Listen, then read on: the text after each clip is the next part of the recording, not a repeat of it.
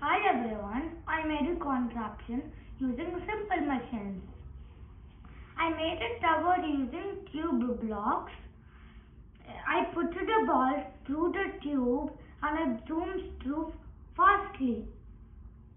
When the tower is up, the marble goes faster.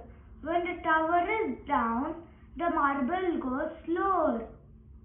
When the marble hits the car, the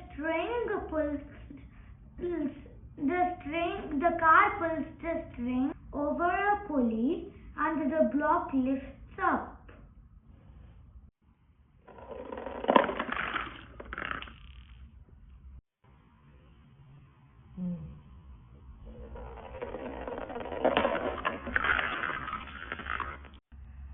I used an inclined plane for the ramp and the tube.